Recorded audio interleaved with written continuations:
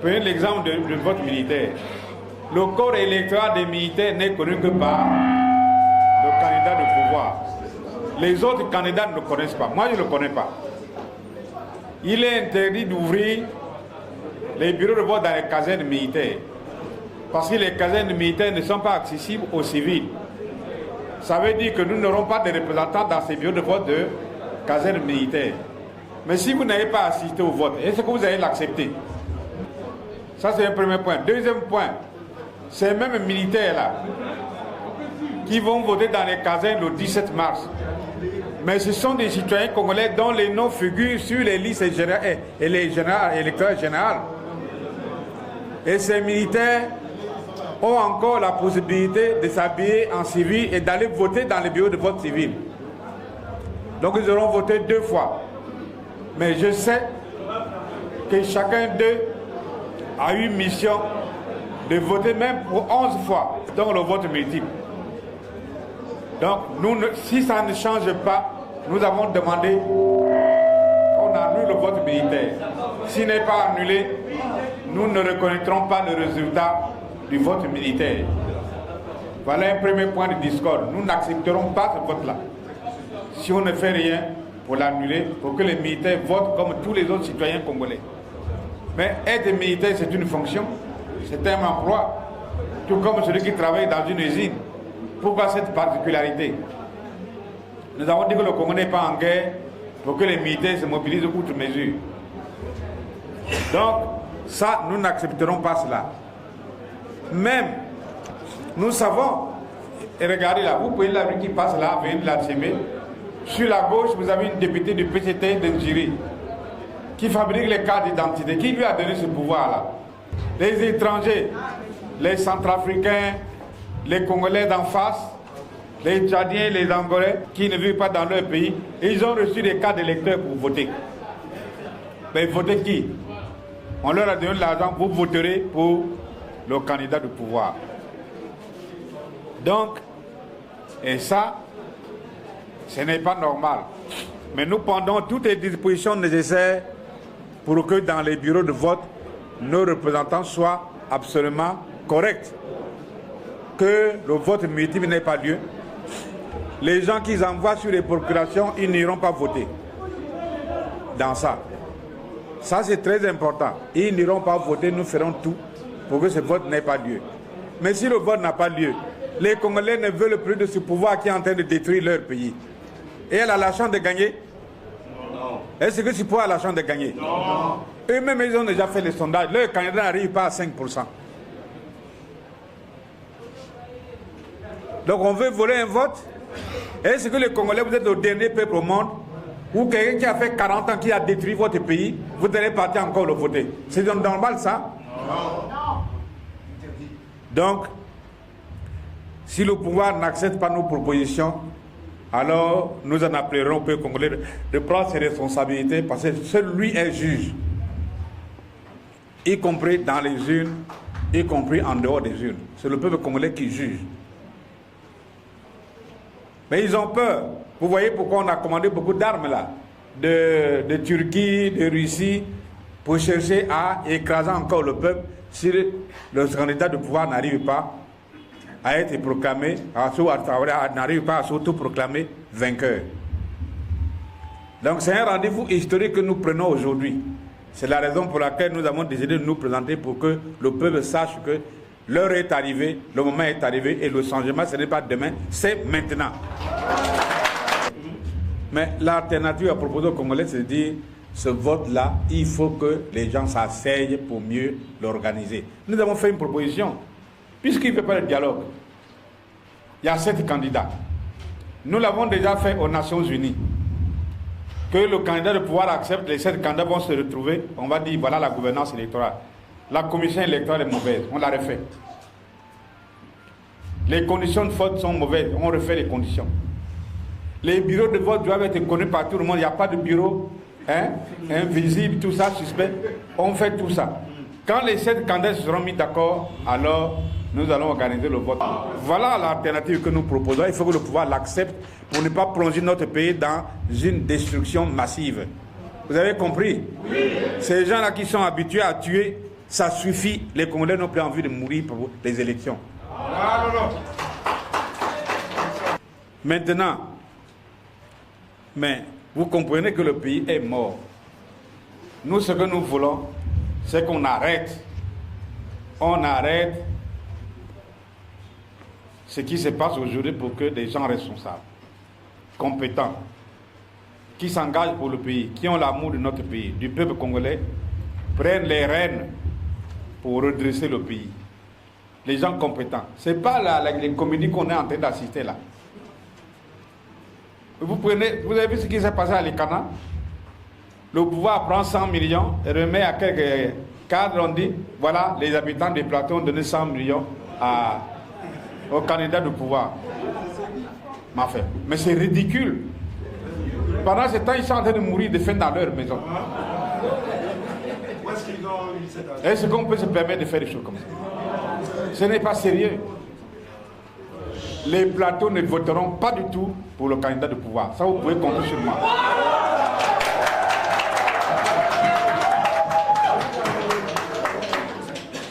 Mais ce qui s'est passé à Olombo, c'est déjà un exemple.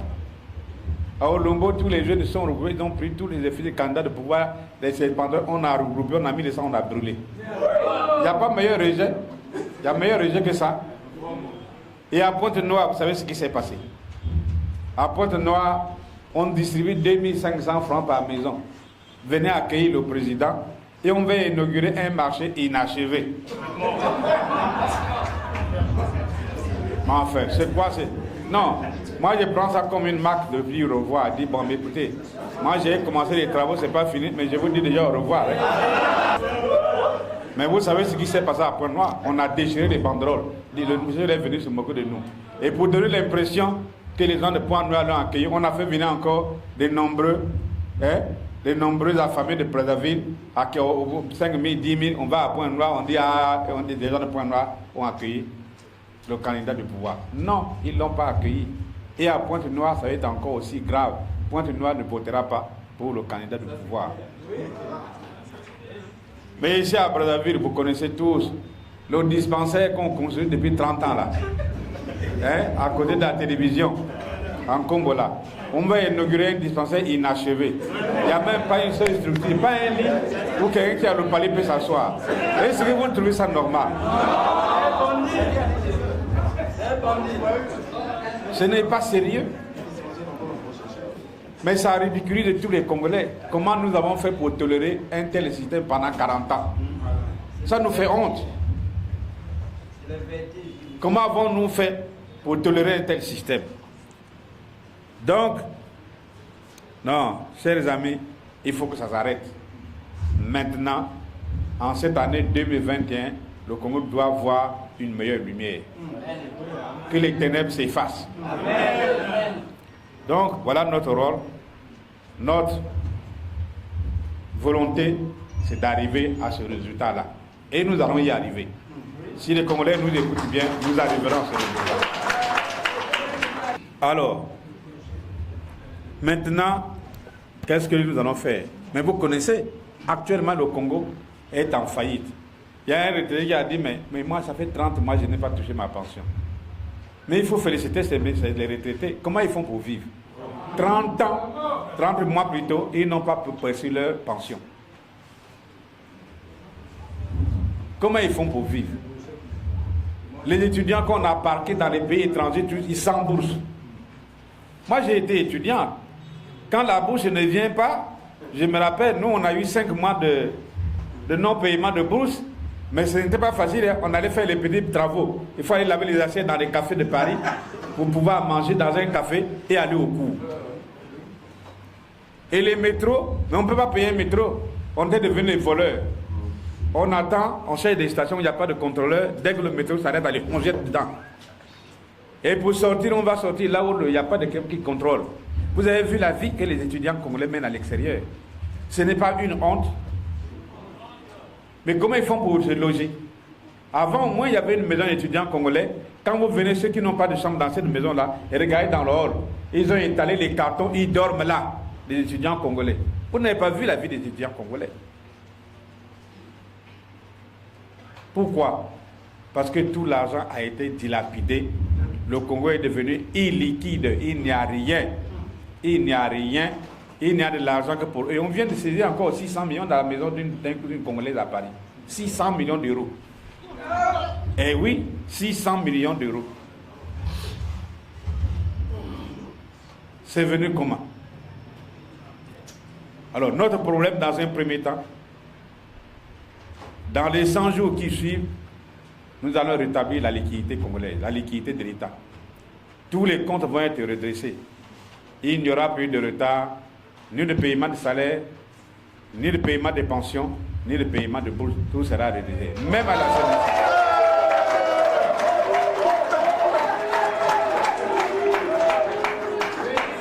Quel est cet État qui va emprunter même les cotisations des privés? Vous savez que l'État actuellement doit 200 milliards à la CNSS. Vous savez, non? Oui. Moi qui vous parle là, j'étais fonctionnaire international. Je suis soucié à la CNSS, mais je n'ai pas touché ma pension. Mais oui, il n'y en a pas. Si l'État prend tout l'argent de la CNSS, on va payer les retraités comment? Donc il faut rétablir les comptes. Nous avons une société qui s'appelle la SNPC. Vous la connaissez, non? Oui. Son rôle, c'est vendre, prendre le pétrole brut, on vend et l'argent doit venir. Mais cette société actuellement est lourdement endettée. Pourquoi elle est endettée?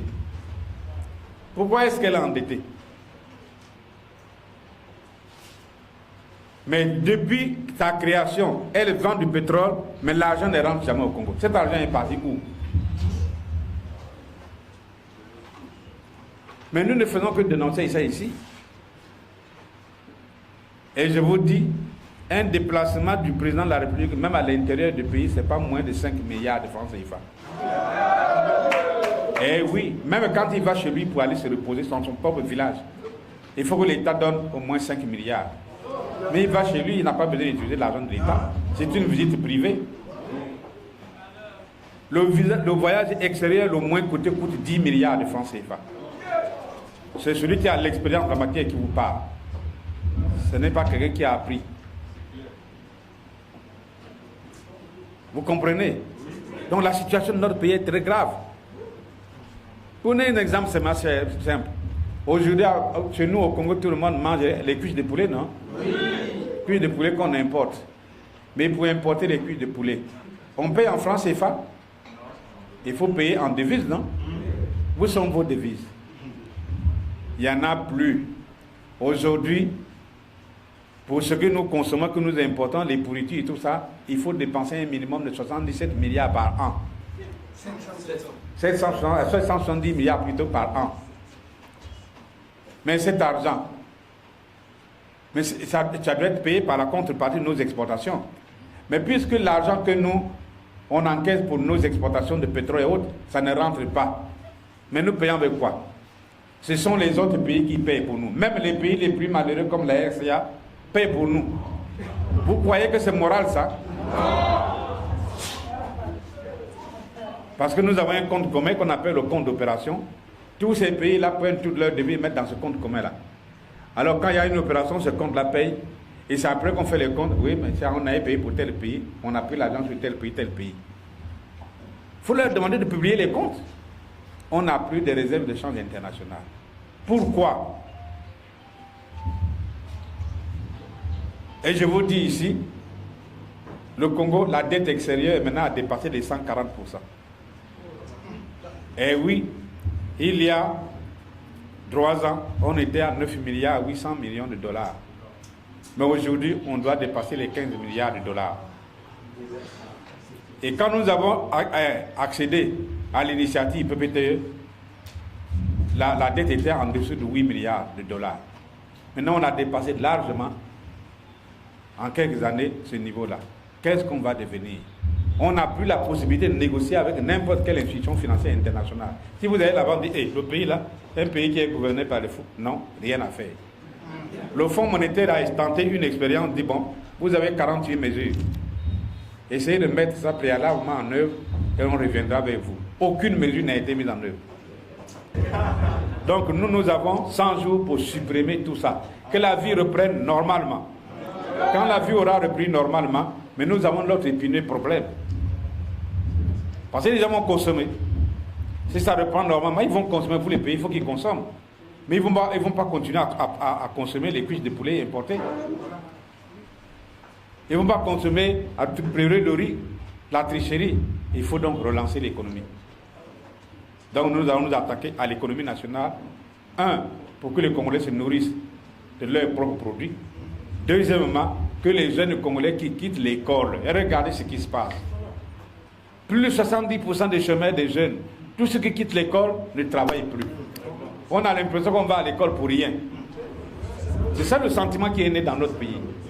On va à l'école pour rien, quand on en sort, on ne travaille plus. Alors, il faut créer, et pourtant nous sommes très riches.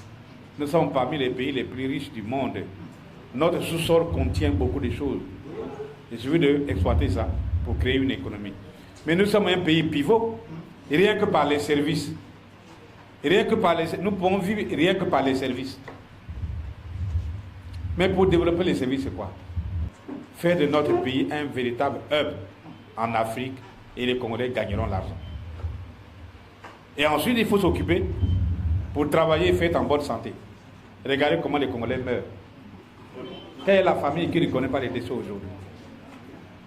Nous avons déjà cherché à comprendre pourquoi les gens meurent ici.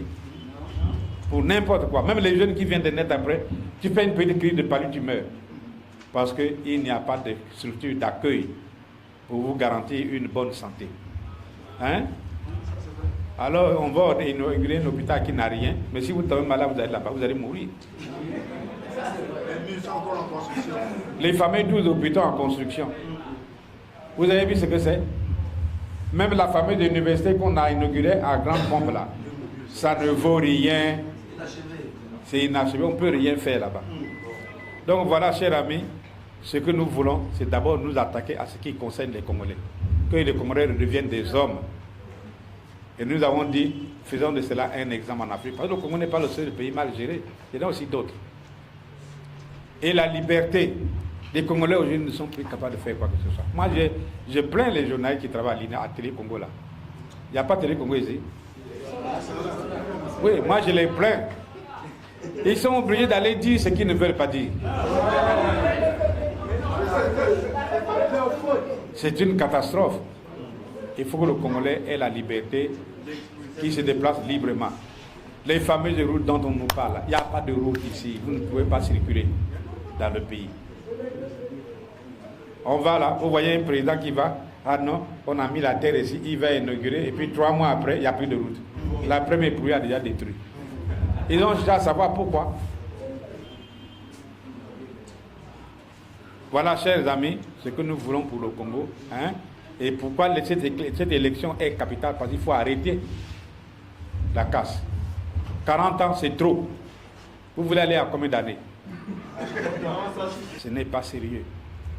Je vous avoue sincèrement, si j'étais à la place du président actuel, j'allais passer à la télévision, demander pardon au peuple congolais et dire j'ai fini avec la politique à partir d'aujourd'hui. Ah ouais.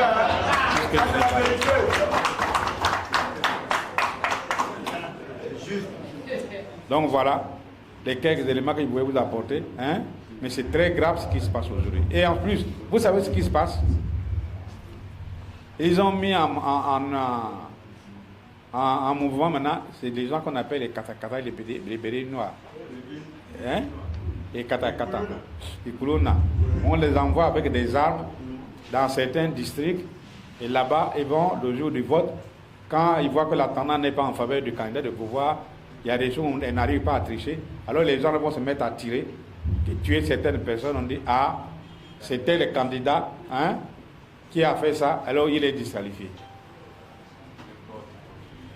Eh oui, il faut dire, puisque c'est Corona là, c'est Corona. Je sais qu'il y a un général qui les envoyait déjà à Gamoma avec des armes. J'ai dit aux habitants de Gamoma, observez-les bien. Donc il faut faire extrêmement attention. Ils font comme ça à travers le pays. Pas chercher des guerres pour rien.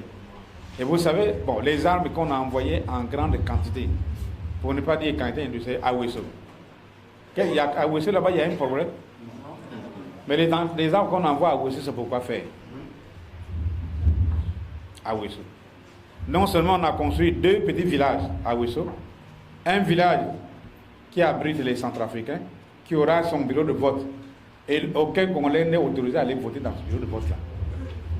Il y a un village pour nos frères de la RDC, il y a un bureau de vote, et aucun Congolais d'ici n'est autorisé à aller voter dans ce bureau de vote. Qu'est-ce qui va se passer dans ces 2 bureaux de vote-là? Alors, d'un côté, on dit qu'on est populaire, de l'autre, on dit, ah, moi, pour gagner, il faut que je triche. Mais il sera battu dans les urnes. Ne laissez pas partir votre pouvoir. Il sera battu dans les urnes. Voilà, chers amis. Attention, attention, parce qu'un peuple opprimé arrive toujours à s'exprimer. Un jour, il s'exprimera. Alors, ne vous mettez pas en travers sa route. Comment voulez-vous, le président de la commission électorale est le premier président de la Cour suprême? Oui, il est membre du comité central de président, mais il va juger pour qui?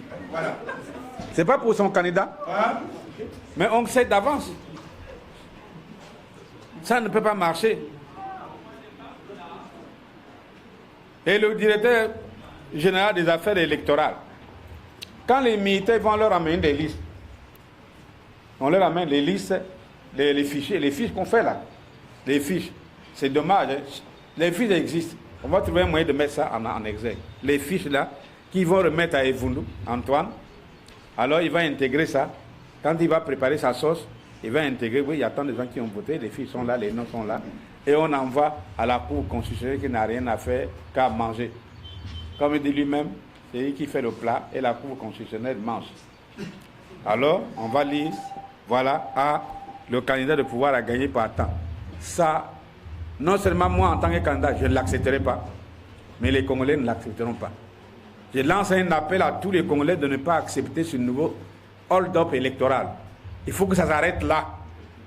Il faut qu'on ait fini. Ça ne doit pas continuer. Et vous, Radio Congo, dites que c'est terminé maintenant, il n'y a plus de hold-up électoral. Vous aurez rendu service à votre pays. Vous allez jouer votre rôle de citoyen congolais.